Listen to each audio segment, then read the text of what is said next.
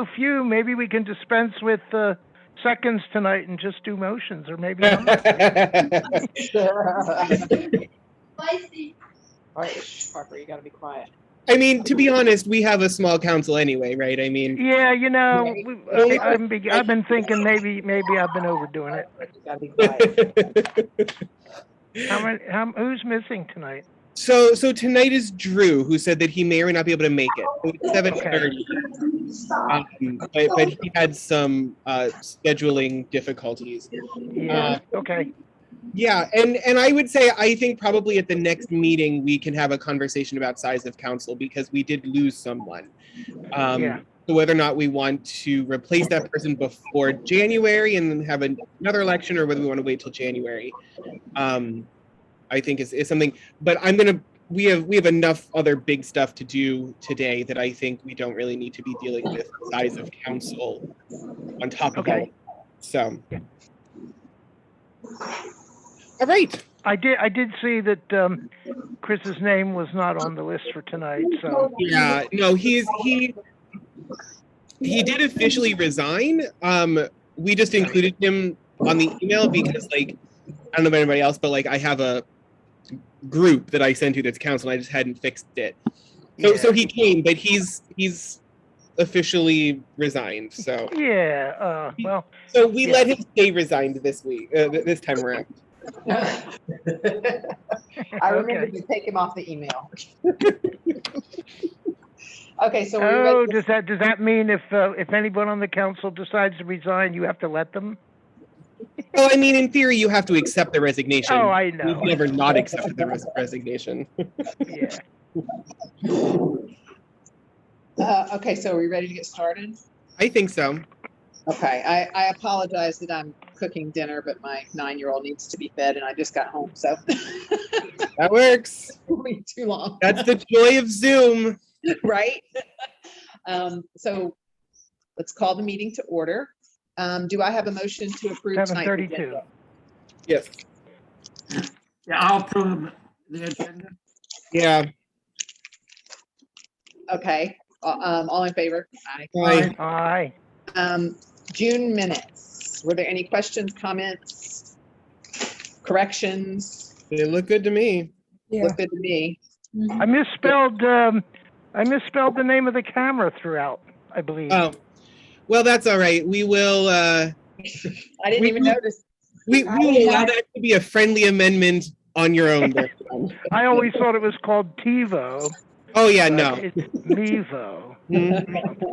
I noticed it I spelled it today on the screen, and I went, oh, okay. All right, thanks.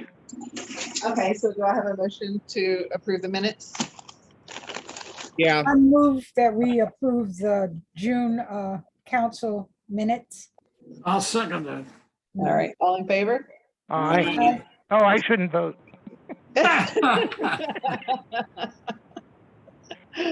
I should vote no. Okay, no.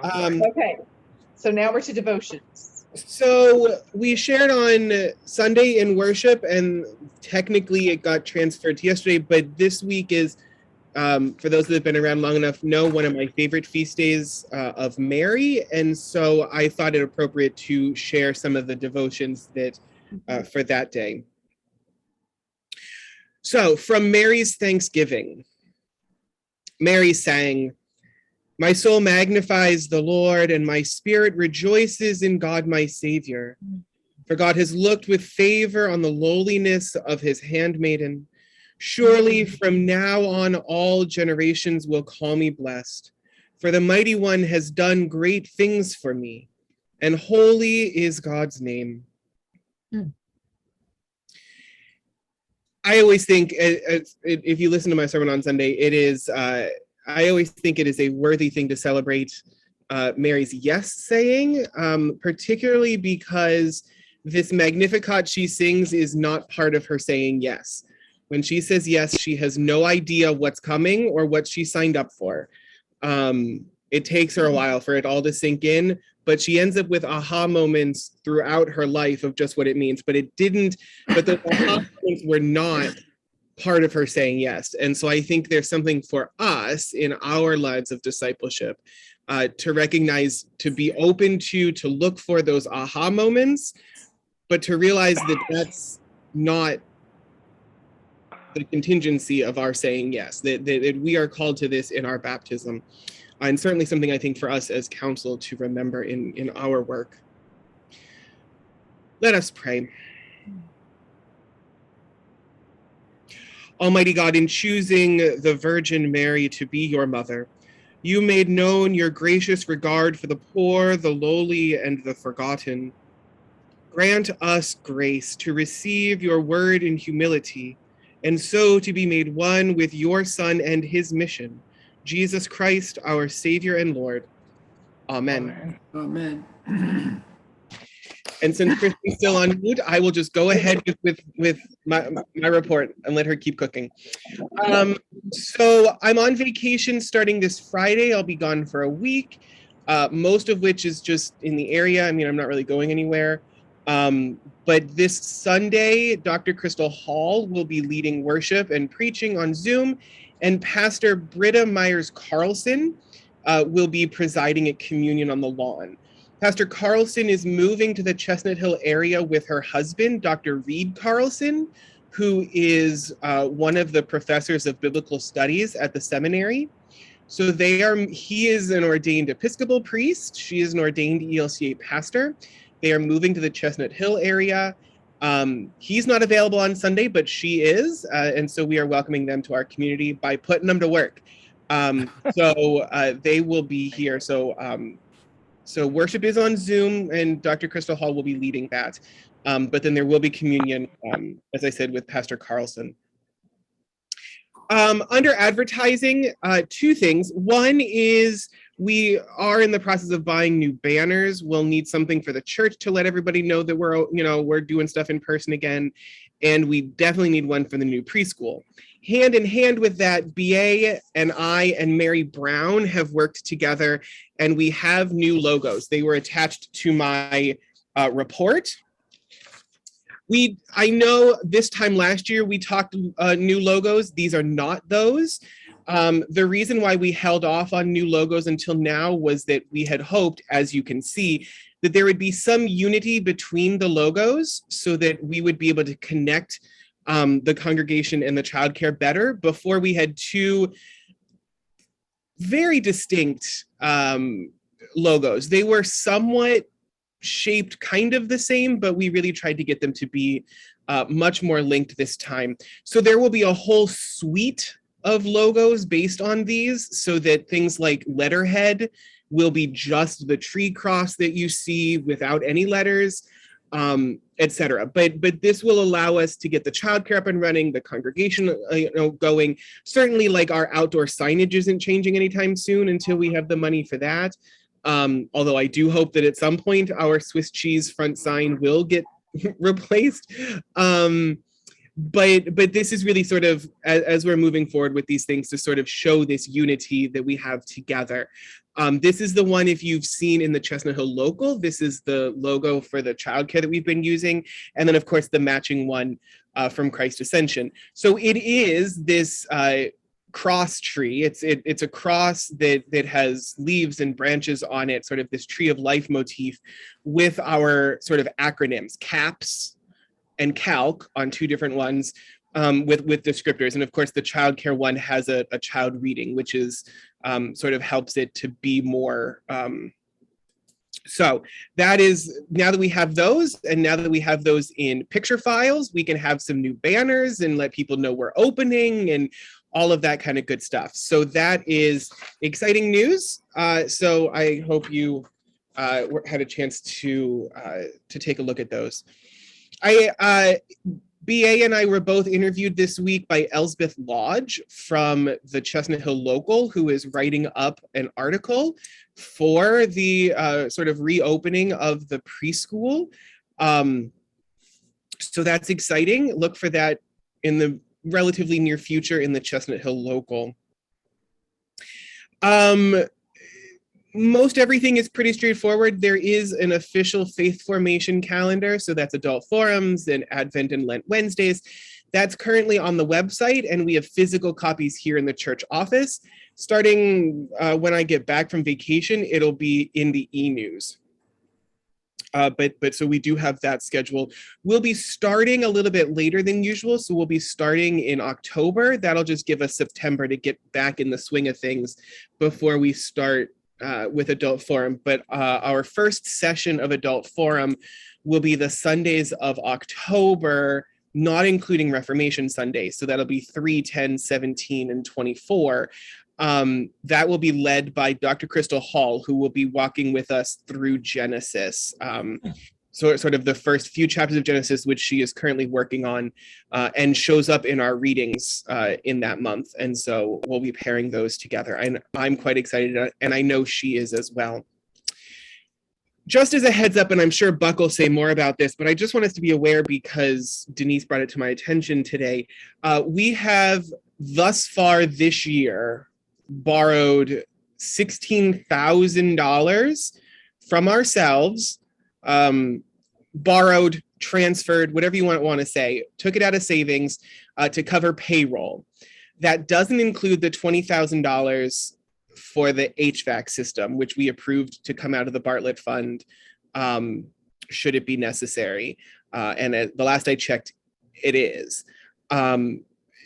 Now, it's not sustainable. Some of that will be helped with Beth Ann switching over, well, not switching over in budget terms, but at least in income from the preschool will help with some of this. But it is something that we need to be aware of going forward. Particularly because Denise and I have started at least having brief conversations of what it looks like for her to go full time. And she knows that will not be probably for the rest of 2021. But I think that's something we need to be keeping an eye on as we go forward, because this is, we've been able to cover all of our expenses, but we can't, our reserves are not that deep. They are deep enough for us to get through COVID. But we're definitely taking a hit on that one. It still works out to be, I think, full payroll every other time, and then maybe a little bit on the in-between months. It just all depends on how Simply Giving and other offering comes in. So a lot of it comes down to timing as far as what gets borrowed. And Denise is trying to pay back what she can, but it's not as fast as we're having to borrow it out. Under outreach, God's Work Our Hands Sunday is the Sunday we come back. We have plans to do cookie baking, but that is with everything else, is a plan that needs some flexibility, just because between weather and we have no idea what's going on with everything else and whatever, we may or may not just be asking people to donate cookies like they did last time, and say that that's good. Under Parish Life, we yes, John. How will we, am I on? Yes. Yeah, how will we, I mean, it's sort of a stupid question, but how will we find out in time that we might, contribute cookies rather than, bake them and stuff like that? Well, and that's what we're going to keep tabs on, so that there will be an announcement sort of in the lead up, and probably what we'll do is push back the donation day then, so that we would probably say, oh, we need to postpone this, and so we'll collect them for the 19th instead of the 12th. Okay. Yeah. Thank you. We talked about this last time we met together about having trivia night instead of spaghetti dinner on the 30th of October.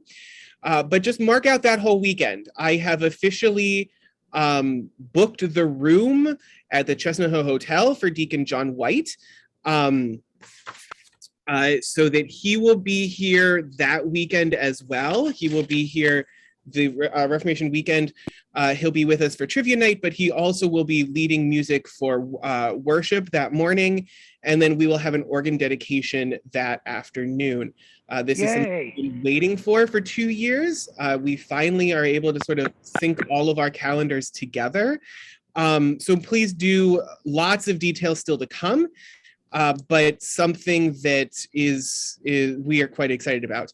If you would like, and this call will go out to the entire congregation, if you would like to help pay for the hotel room, please feel free to give specifically for that.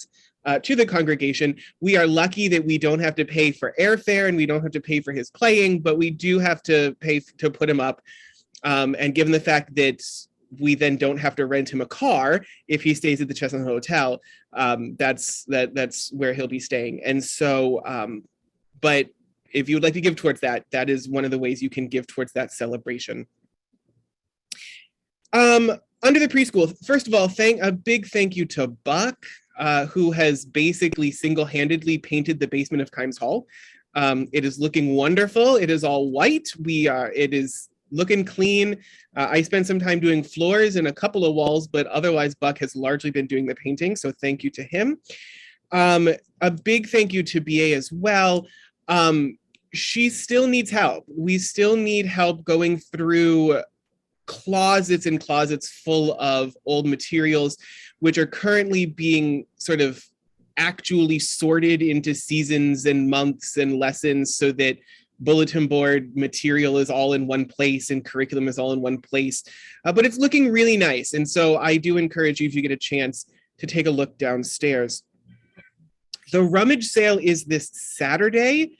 It is going forward at this point, even though it's projected to rain like it was supposed to last week and we canceled. So it's going forward. We do need help. BA has some tents, but we do need help with that, getting stuff out, getting stuff back in. So if you can help, email BA. There's a new email address for the preschool director, which is capsdirector@christascension.org. So we got rid of the director, childcare, whatever. It's now capsdirector@christascension.org. If you can help, email her. She's taking on sort of the planning of that. We will also have an opening of the academic year on the 12th. So our big reentry into the sanctuary will be sort of a big blowout celebration of things happening. And so I'm excited about that. I do think we need to have a conversation sometime, and I've tried to bring this up as casual as I can in most conversations I've had. I think we need to have a conversation around the cultural expectations of having a preschool that is a ministry of the church. We've had a childcare for 50 years, but never one that we had quite with this same relationship. And I think culturally, the congregation we all need to understand that this means we take on more responsibility. Where before the childcare was ours, but largely ran on its own, now a lot of things like the annual cleanups, the painting, the whatever, are things that we can pick up and do, which saves us money and is a way that we can show support for the ministry.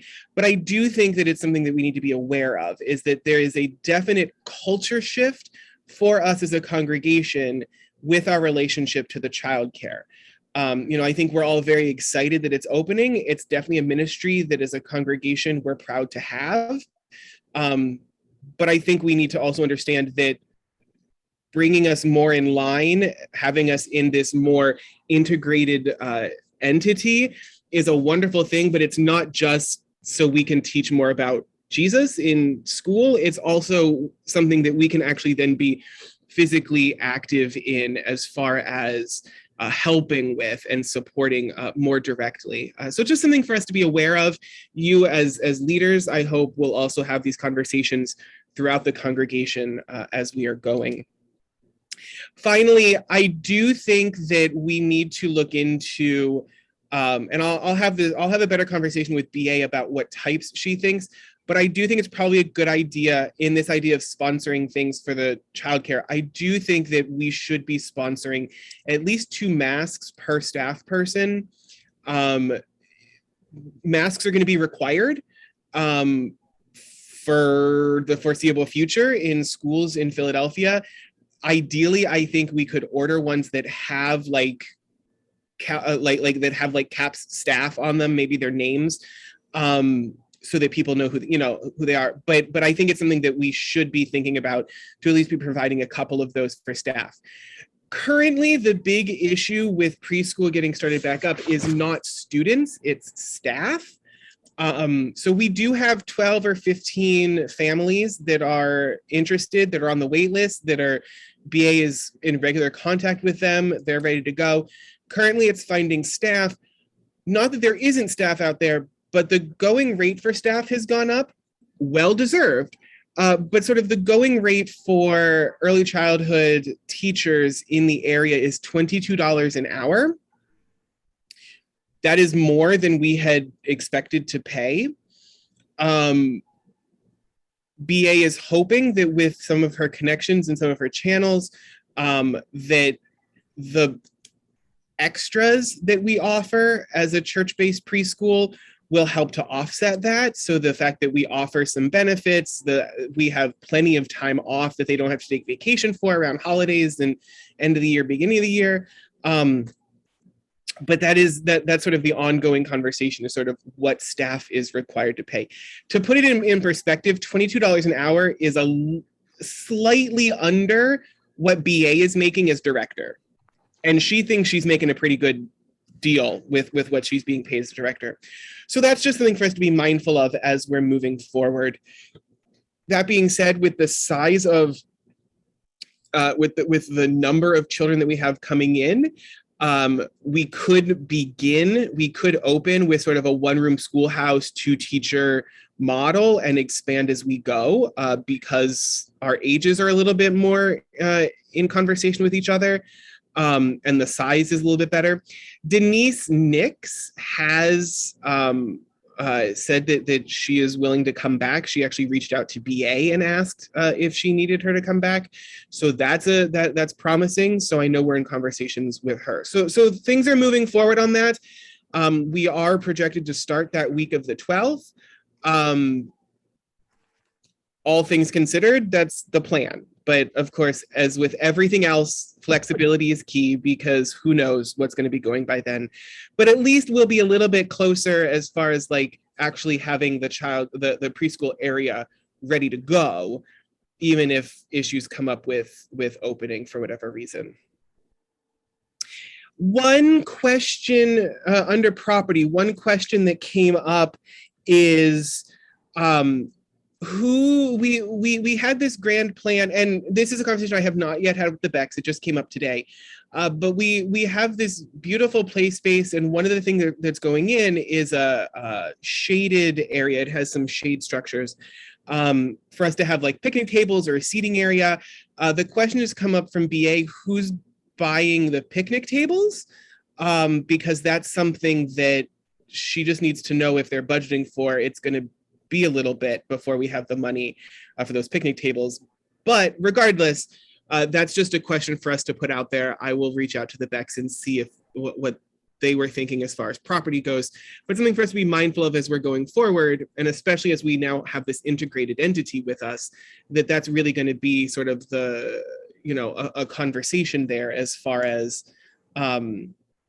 that sort of thing is something that council needs to be aware of more than we did before, because we're not going to have a separate budget. We're not going to have a separate, bank account. It's all going to be all one entity. So these are just things, this is sort of the beginning of things that we need to be mindful of with all of that. Also under property, and I realize it's not there. I just realized on my drive in, I forgot to put it there. At some point in the near future, we will be scheduling for a deep clean of the sanctuary, which should be about $150, but sort of a professional deep clean before we're back in the space. It is something that we had talked about before, as far as having, when the preschool has a cleaner, 5 days a week, one of those days, could they come and clean the sanctuary?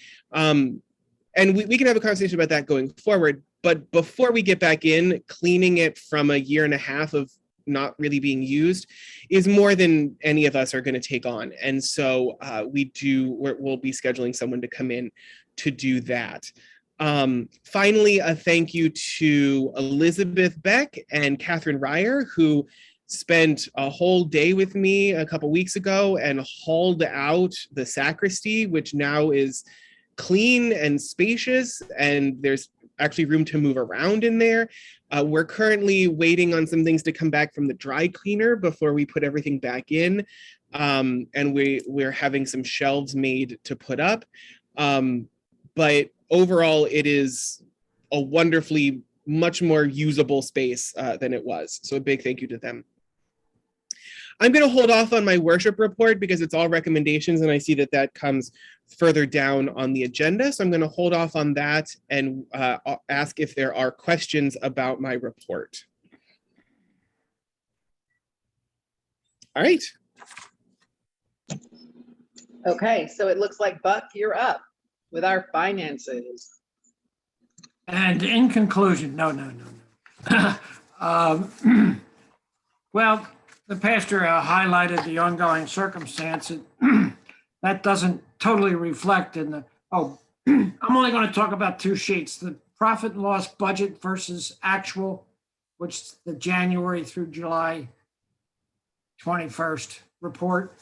And then just a couple comments on the balance sheet. The P&L, pretty much self-explanatory from a budgeting point of view. It doesn't really reflect the concern that Pastor said about the cash flow. Kind of lucky that we do have monies that are not committed for anything that we can move from the savings accounts on an ongoing basis. Denise, it does try, and she will continue to try to pay ourselves back. Actually, it's what it obviously is just a transfer from savings to the payroll account. A couple things. One thing we mentioned in the past was we have lost cash flow from not being in church with the big holidays, etc. That's an important factor, and I think that opening up and having services at the church sanctuary is going to really help that as time goes by. You mentioned Pastor a couple months ago mentioned that we had some disagreements with our tenants, and it was negotiated that for 1 month we would have 50% of the payment. And if you were to look at line 3100, John, it's rental income. It's slightly off, and that's really because of the negotiated circumstance with our tenant.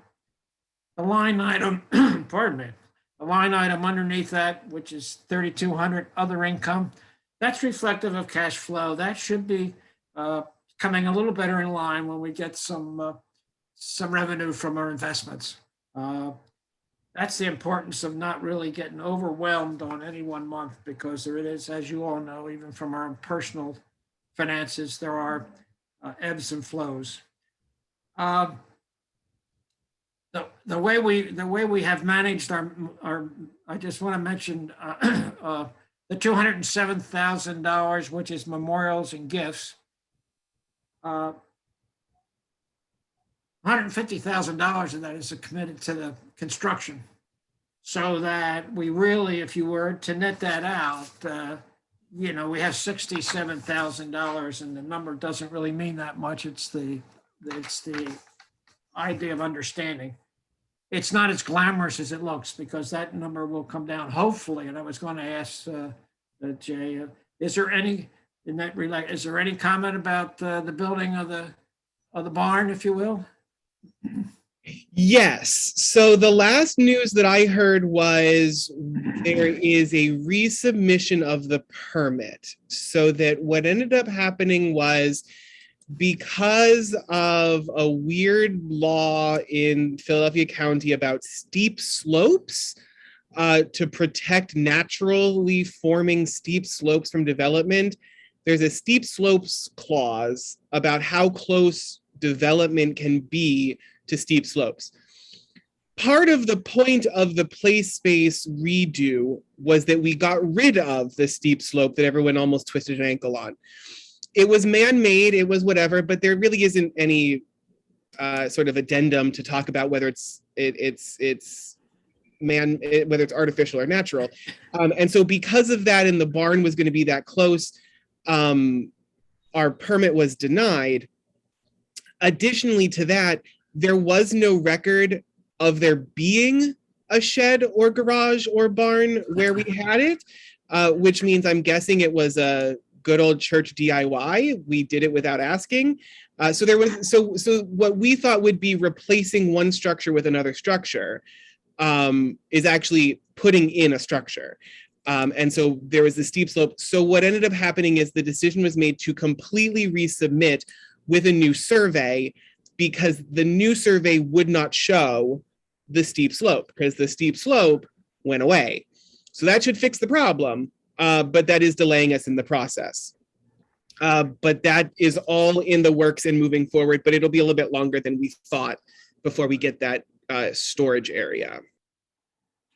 Thank you. And Elizabeth did say that, fingers crossed, they think that the playground will be ready for school opening, which it really is beautiful. I hope. The David brothers have told us that when we reopen on the 12th, that it will be done, except for the sails. So that the structure will be there for the covering on the shaded area. The actual shades may or may not be there in time. Thank you. Really, there isn't much else to talk about. The P&L, we look at it every month to Denise and the pastor, and they really manage the expenses. Well, kind of have to manage the expenses, I guess is a better way to put it. The workers' compensation is it's a positive note. That's because we're not paying any salary. So, it's how we budget. All the other items are really pretty much in order. I don't know whether anyone has any questions. I just want to congratulate the pastor and Denise for managing very well with very limited resources. It's a challenge, I know, every month. As far as the balance sheet goes, the funds that we have, the $370,000 is in bank CDs. And there is $62,000. It's managed by Edward Jones.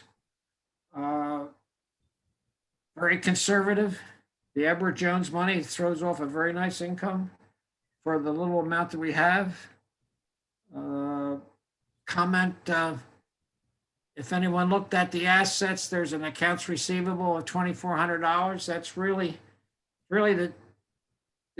the daycare really owes the church that money, is what that is. And so that itself will wash itself out as the daycare the money will be moved back and forth. And reflecting the consolidation of the daycare with the church, right above that in assets, there's a line that's 5010, it's daycare.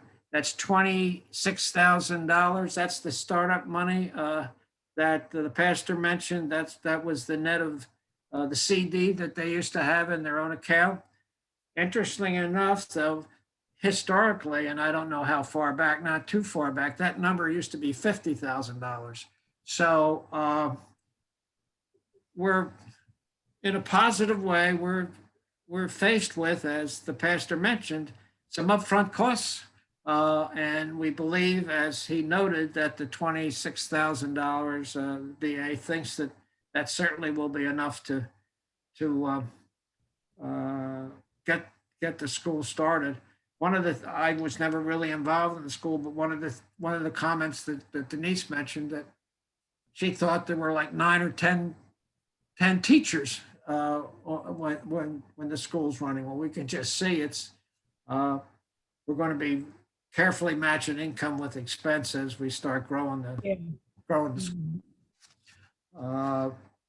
And I hope that BA can get her staff. She's, and I have to say something. It's not Pastor Jay played down the role he was helping to get the daycare going. Every morning he stumbles down and goes over to BBA and says, now what do you want me to do today? And when we got started, they rented, they being BA, rented a floor scrubber. And there was the pastor running this floor scrubber. And one day I said to him, you know what? You shouldn't have to worry on the bottom end of your job. But he has done an awful lot, if not physically. He is very, very supportive of BA. And we're fortunate that he has the knowledge and the will and the enthusiasm to get that program off the ground. Other than that, I just think, Amen to that. so I just think we have to keep our head to the grind and know that things are going to be better in the third and fourth quarter coming forward. That's the report, Chairman. Great, thank you. Questions? Everybody good with it? There are no questions? Okay, moving on to new business. First up is the pastor's distance he has to live from the church. And I'm gonna throw it to you. Let me explain. I'll let him explain. For those that were not on council, 2 or 3 years ago, in order for my housing allowance to count as a housing allowance, at least according to Philadelphia, there has to be a required distance clause, meaning that somewhere it needs to say that there's an expectation that the pastor live within a certain distance. So a few years ago, when it's crazy, and it's all new stuff. But so a few years ago, we agreed to 5 miles from the congregation. The request is now that it be 10. The reasoning is within 5 miles of church, there is nothing, but there is within 10, which is where we're moving. And so just to cover all bases, we just need to minute that the council requires that the pastor live within 10 miles of the congregation. That's all it means, but we do need a motion for that I'm not the one that makes, so that I can go, should anything come of it, I can go and say there's this requirement. Hi, Charlotte. How are you? Good. Good. It was Claire's birthday. Oh, was it? Yeah. It was. Well, I'm not quite sure the reason for the motion, but I'll make it anyway, Pastor. Yeah. So part of what I'm paid is a housing allowance, which is tax-free. However, for Philadelphia to count it as tax-free, there has to be this requirement so that it's actually a housing allowance and not considered salary. Oh, yeah. So really, it's for my own tax purposes. Yeah. Well, we could move the church, but we Well can't. worth it. Thank you. So if someone just wants to make a motion that Christ Ascension requires that the pastor live within 10 miles of the congregation, we're good. I think Buck did it. Yes, good. All right. So then we need We a need a second. second. I'll second. Okay. Oh, All in favor? aye. Any opposed? Okay. That's Ten not called miles. social distancing, is it? Right? Thank you. Okay, next up is our conversation regarding re-entry. Yeah. So there's 2 aspects of this. One that's a little less objective, or one that's a little less subjective. And that's the first part. So if you go back to my report, there's a whole bunch of red stuff at the end. Yeah. The first is my recommendations, none of which are news. We've talked about these before as council, but I'm putting it forward. So that what I'm really talking about now is the autumn. And that means the 12th when we start back in person until the 7th of November. And they should start out by saying, barring no drastic changes Mhm. to recommendation. If there are, we will of course reevaluate and follow those. But these are sort of the recommendations of things that I think are necessary. The first is, as we have been, that masks be worn inside buildings on campus. Ideally, people would wear them whenever they're around people, but there's only so much we can do while people are outside. But that masks must be worn. We haven't had anybody complaining about that so far. That's been our rule for a while. We're certainly nowhere near 70% fully vaccinated in Philadelphia. So that should not be surprising. The second is we need to start having a sign-up sheet once we're indoors. We need to have a sign-up sheet, whether that's check off next to your name or whether that's fill it out, in case contact tracing becomes necessary. That's something we talked about before when we thought that we could go back in person last fall.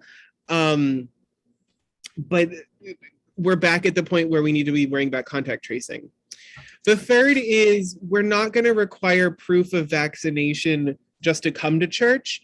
But if you are in anything that requires close contact with people, such as, or preparation of communion items. So that's altar guild, assistant ministers, anybody who's singing, choir or cantor, ushers, etc.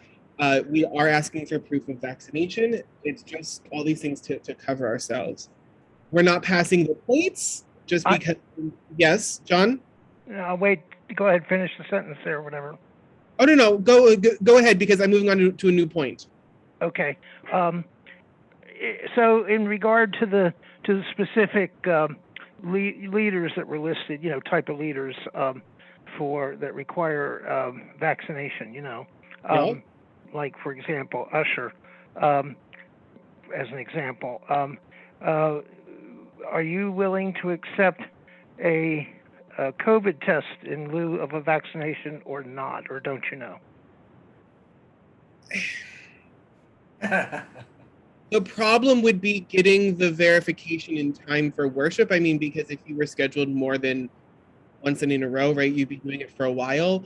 The fact of the matter is, we're still at a point of the vaccinated are far less likely to have the same effects. Now they can still transmit. But this is just a way for us to be able to cover ourselves for people that will have contact with sort of that kind of contact with people. The fact of the matter is, we don't necessarily need ushers for a little while yet, because we're not doing things like passing plates, right? So we're not passing the plates, we're not processing the elements. So ushers are really more of a like, good morning, here's your bulletin. So I think we need to be mindful of all of that.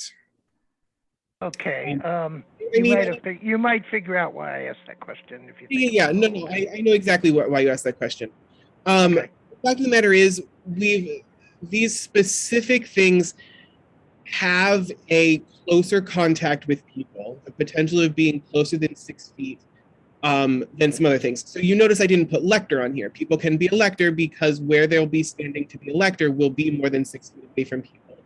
And so that will, and with masks, that's not as problematic. It's just a sort of this close contact with people that we really do need to be mindful of all of this. And really, in the end, it comes down to being sure that we are doing the most we can to ensure what's going on here. Because the fact of the matter is, if anyone has read the Inquirer lately, there was just a story from Adam Joseph, who is one of the meteorologists on 6 ABC, who he and his family were like super religious about. They didn't go out more than they had to. Everybody got vaccinated when they could. And they thought that they would be safe enough having an unvaccinated family member who had a negative COVID test within like 36 hours of coming to visit.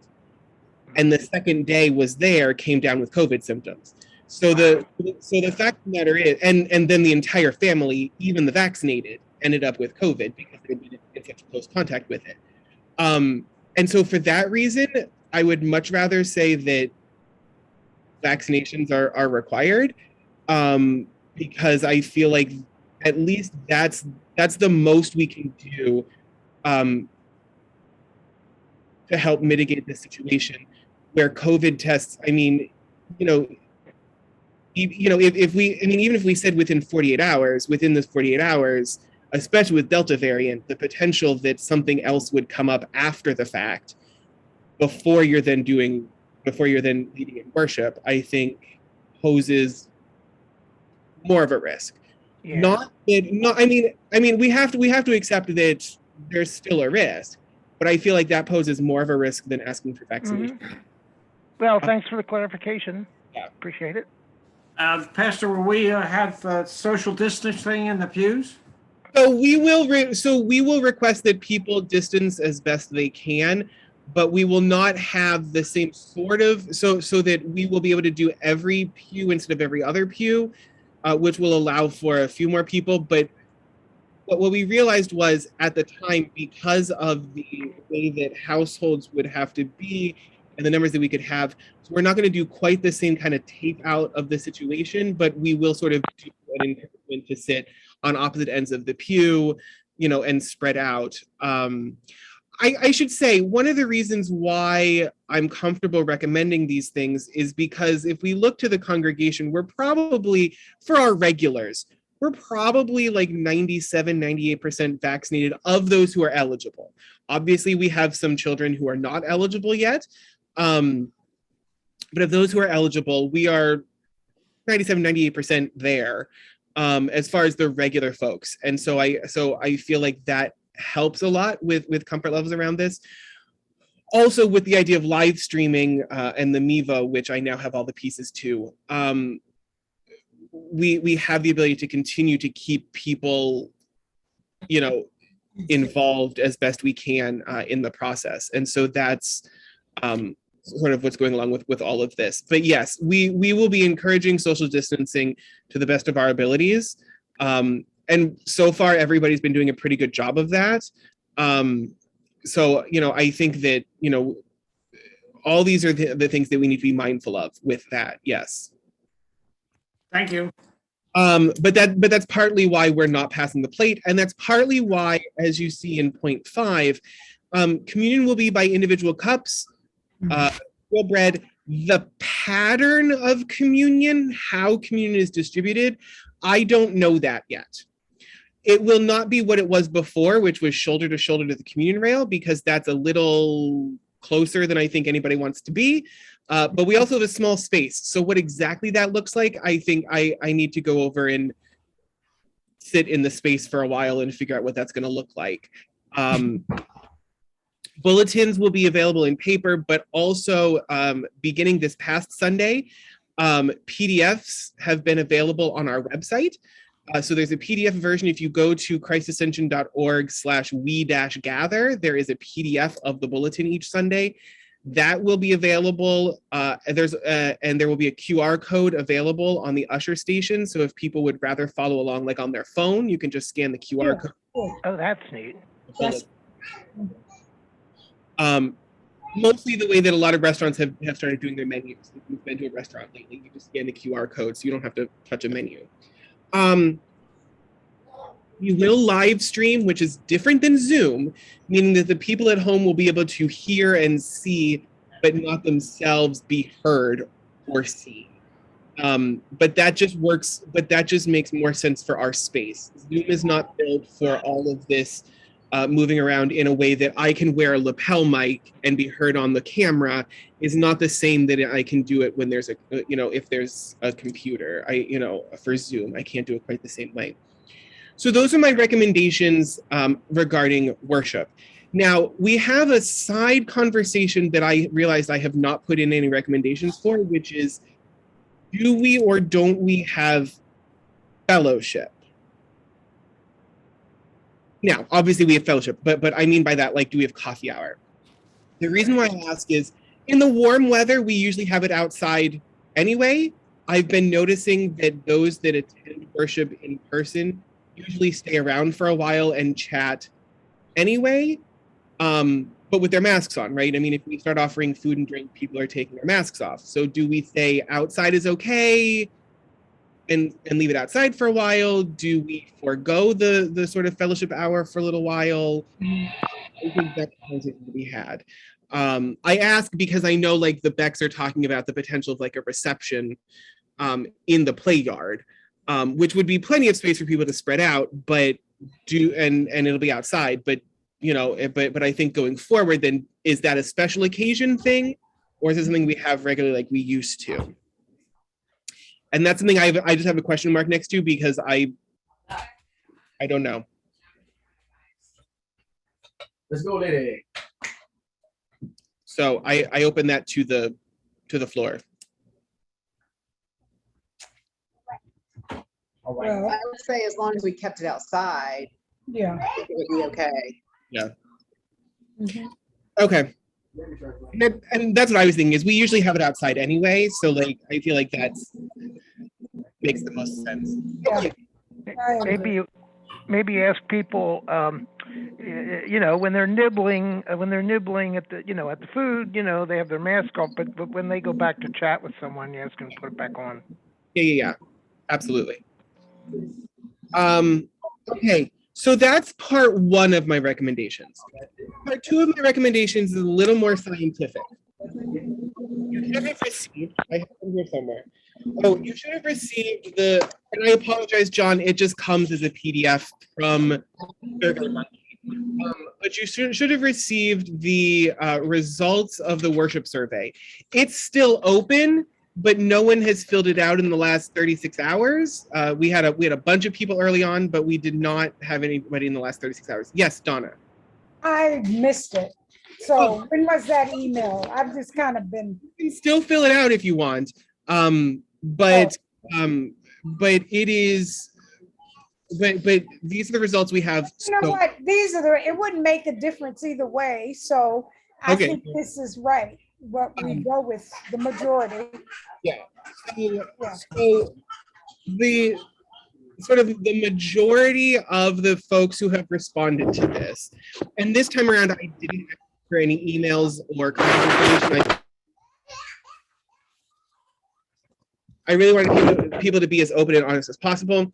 So sort of the majority of folks' preference is for worship followed by adult forum as a general Sunday model. Now, in my mind, what that looks like is worship at 9:30, say it's done by 10:30, coffee hour starts at 10:30, and then figure, I don't know, like 11:45, 11:50, sort of if you want to be part of adult forum, come over to this table with Pastor Jay. Otherwise, you know, be on your way. I think this has, and if anybody cares, this is my preference for this model. I think we have the potential to have more folks involved when it's after worship, especially if there's, you know, coffee nibbles involved. I agree. And so that's my preference. That being said, I also asked, what time would you want worship if we picked one time? The reason why I asked this question is because I've gotten a lot of comments from people over the last 18 months on various levels. A lot of people, once we switched back to being 9:30 on Zoom, even during the program year, have asked why we're not just always at 9:30. So I've gotten that question. People like it at 9:30.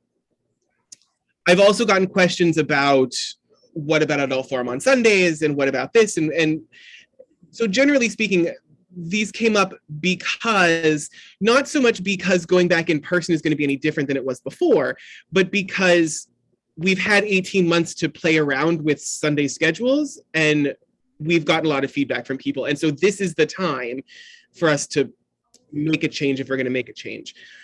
So one of the questions was, what if we went to a single worship time year round so that we didn't do this 9:30, 10:30, 9:30, 10:30? And the preference is, again, 9:30. In the same number as worship followed by adult forum, which in my mind makes sense. There were a few people that, it's funny, there was a few people that wanted worship followed by, that wanted adult forum first. No, I'm sorry. There were some people that wanted worship first, followed by adult forum, and wanted worship at 10:30, which I don't think it's a good plan because then we're going to be here till 2:00. But for the most part, it works out because it's the same amount, 61% that want 9:30 worship followed by adult forum. I think that makes the most sense. That's my recommendation, sort of from me, is that we follow that. But of course, that's a conversation that the congregation can have. I did talk with Catherine a little bit today. I went out to visit her in the hospital, and she, and so we were just talking about various things, and I was filling her in on this because I've been talking to her about choir and everything else, and she thinks this is a good plan. I mean, so as far as choir and stuff, we don't really have to worry about that stuff too much because there is some conversation around choir rehearsal during the week rather than on Sunday mornings. The other questions about what kind of midweek service would you want and when and in what format, I'm going to put on the shelf for a while because we're not going to be starting that up anytime soon. But again, I figured while we were asking these questions, it was a good thing to ask these other questions because we have had sort of an increase in participation from people who would not otherwise have been part of Sunday morning. And to try to keep that involvement, I just thought it was good to ask these other questions. But we're not implementing a midweek service in September, so I think we have some time to let people still be filling those out. But that's my recommendation from me. What say ye? Pastor Jay? Mm-hmm. Yes, John. I think since our next meeting will happen right around the time or right after we've started up already, right after the 12th, I think we probably have to decide tonight, how that's going to start, right? Right. And so part of that is why I was very specific that my recommendations are from the 12th of September until the 7th of November. That gives us 2 months, whatever we decide, to reevaluate at the end of it. Because seasonally speaking in the church, that's a good breaking point because then the following week on the 14th, we'll start up with Advent. So we're talking about 2 months here of what is our decision. Yes. And whatever we start back with, I think we need to start back with and just keep. I do like your reasoning there, and I like the, and I know I didn't get around to doing the survey with my email somewhat difficulties these days. But anyway, You're forgiven. I like the idea of the 9:30 followed by, beginning of the coffee hour and then go into the, well, it's not Monday school anymore, but the Adult forum. faith formation afterwards, and we're still done by like 1 o'clock or so, right? 1 o'clock about. I mean, I would say we're probably done around noon, but yeah. Oh, you mean with all of it? 9:30 to 10:30 would be worship. 10:30 Right. to say 10:45 would be. Oh, yeah. Okay. 10:45 to 11:45, even 12 o'clock. But you do bring up a good point, which is that That's everyone. even better. Well, and the other thing to be mindful of too is that, often, I don't want to say all the time, but quite often, adult forum gets going and we start having a conversation and we have to cut it off because there's worship. You're If we right. have 10:45 and we keep going, well, then we stay for an extra 15 minutes and Yeah. whatever. I mean, we're all a little late to lunch, but it's not running into worship in the same way. And I think that that's important as well. So then people will go for the fellowship, the coffee hour, and just move into the adult forum. And if Yes. people want to stay for adult forum, they stay. If Well, not, okay. then they keep chatting.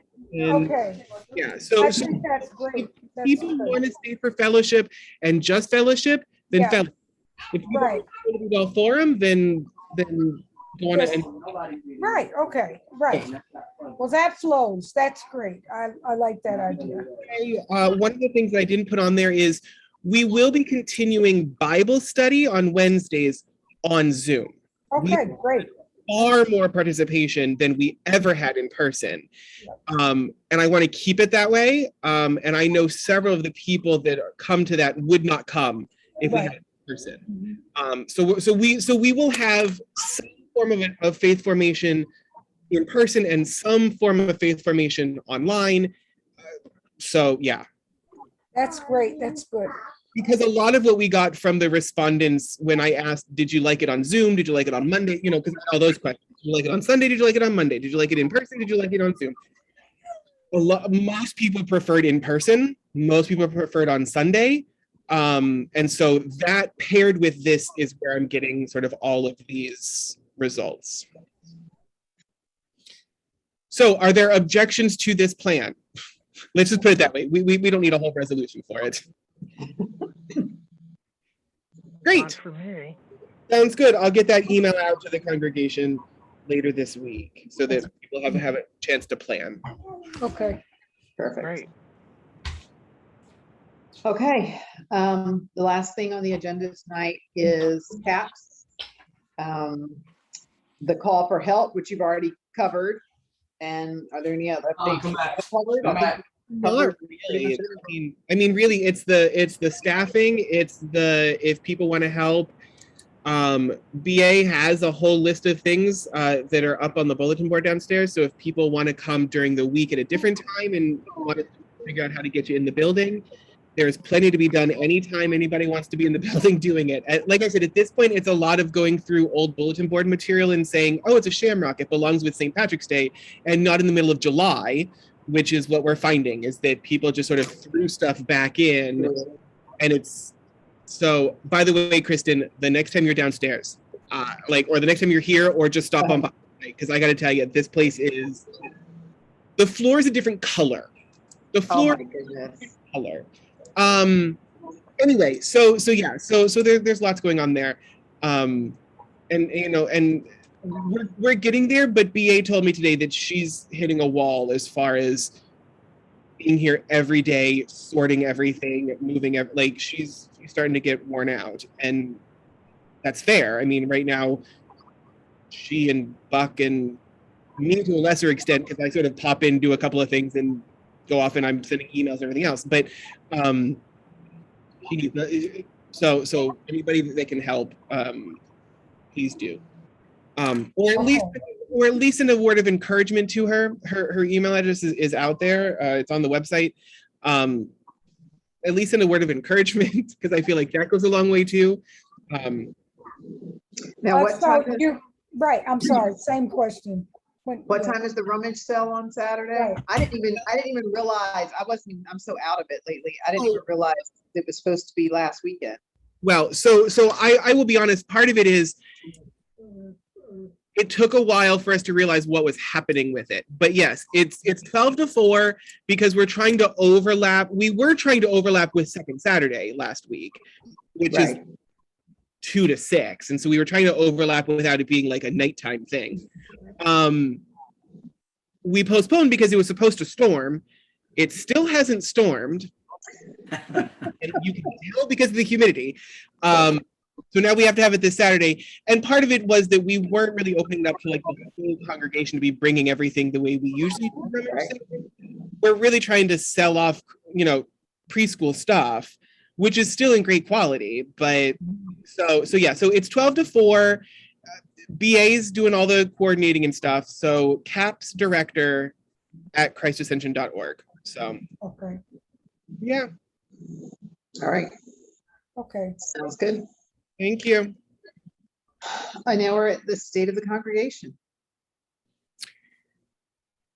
A reminder that this is a time for comments, wonderings, feelings about how things are going around the congregation without necessarily any debate or rebuttal. We're not bringing up new business items, just a chance to sort of check in if anyone feels like we haven't touched on something you want to talk about. No. Fair enough. Shall we close with prayer? Yes. Holy One, sometimes all we have to lift our sighs, sometimes all we have are the wonders of what tomorrow brings, most especially in this season of so much transition around our congregation. Remind us, help us to see the new life you continue to shower upon us. Breathe your spirit into our congregation that we might share and sing and dance and be your very life for the world. Be in our going, in our working, that in what we do, your love might be known. All this we ask in the name of the one who taught us to pray. Our Father in heaven, Father in heaven, hallowed be your hallowed name. be your name.